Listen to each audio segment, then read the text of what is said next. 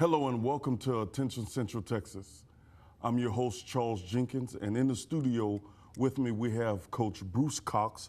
He's the strength and conditioning coach as well as the FCA sponsor at Ellison High School. Hello, Coach, and welcome to today's show. Good morning. It's very nice to be here. Yes, sir. Let's just jump right into what you want to talk about today, and it's God Save Our Schools. Tell us a little bit about the background history of that and why it's so important. Yeah.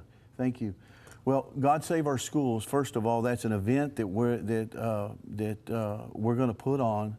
It's going to be at our own football field, September 7th at 7:30 a.m.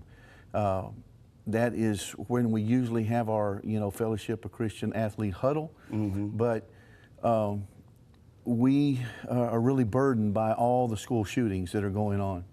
And we thank God for the admin and the police officers that, put their lives on the line, and the school police officers that put their life on the line every day.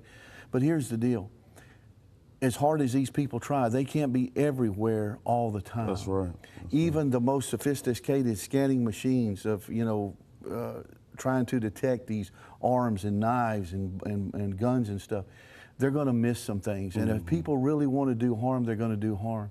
So we're coming together, and what we want to do here at my high school and the Fellowship of Christian Athletes and Fellowship of Christian Students, we decided that we want to invite God back into our schools. Now, there's a lot of people that say, when they took prayer, public prayer from the schools, that God was taken out of our schools. That's not true. God was still there. God is still there now. And we can still pray in our schools.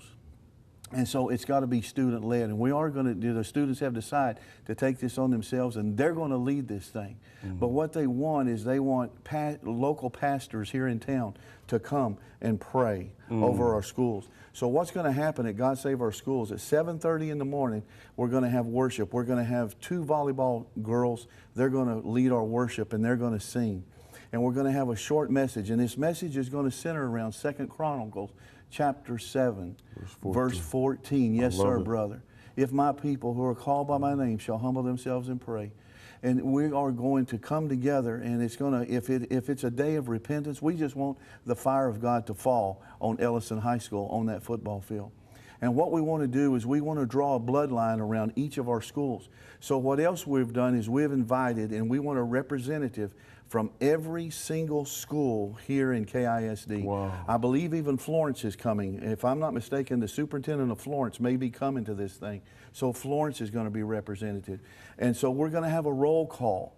Our students are they're going to have a roll call of Sagert, Smith and Harker Heights. And also, not just the high school. No, it's every school represented. And so they're going to call out their school by name, and that representative is going to say here and present. And so they are representative of that whole school, of that whole campus, and the property of which we're going to be praying. And we want to draw and we want to pray a bloodline around each of those schools, because God is, is omniscient, everywhere, omnipotent. And so where we fall short as human beings to try to protect and do these things, God never falls short. And God will always be there.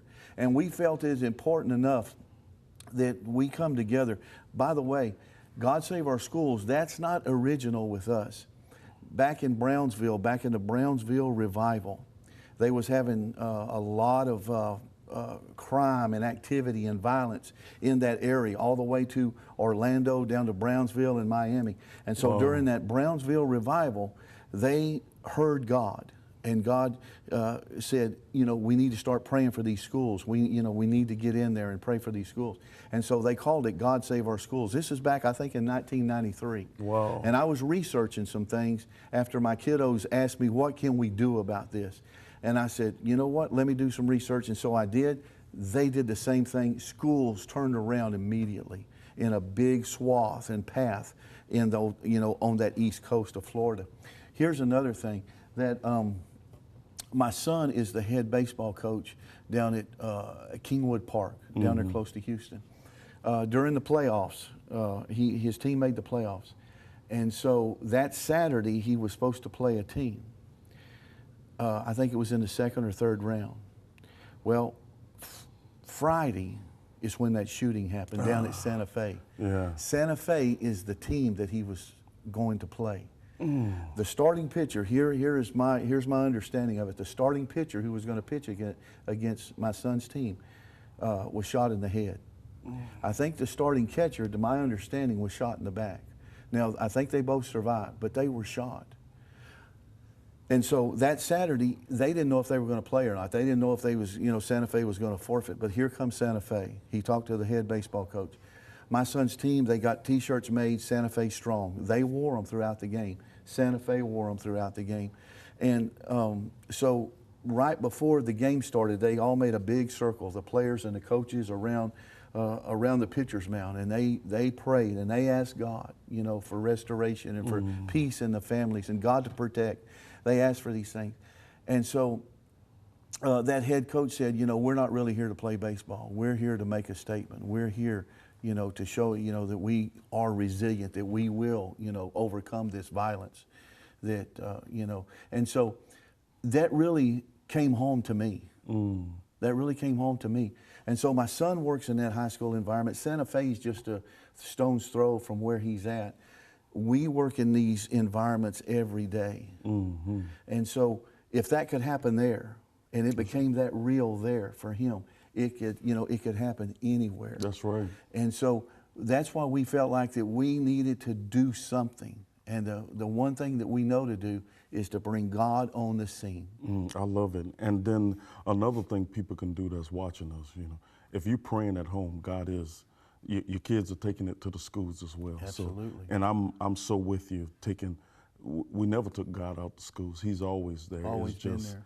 We make him dormant and try to make him dormant because we can't in the schools. Coach, you just involved with so much, and not just FCA. You're working with kids every day to healthy nutrition and just everything you have going on in your heart, man. It always shows in everything you do. And I want to take this time and just let you know what you do.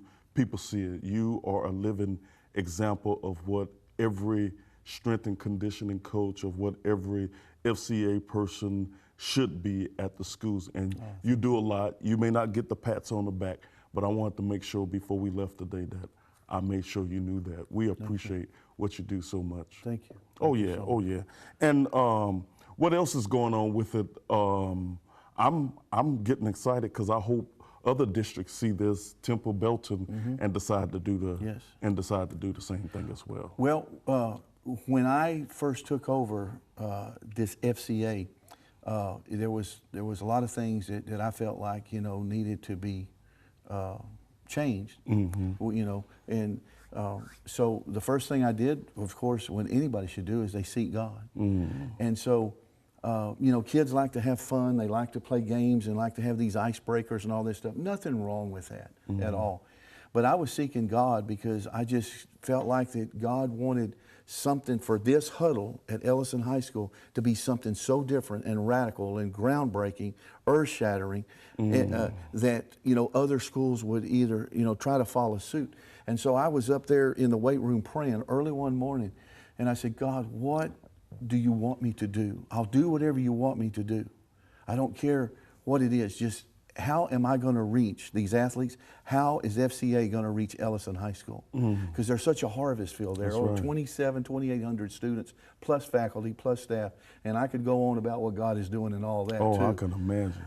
And so God said, have church. 2 words, have church. And I said, but Lord, and he said, have church. Wow. But Lord, they like this and have church. I said, yes, Lord.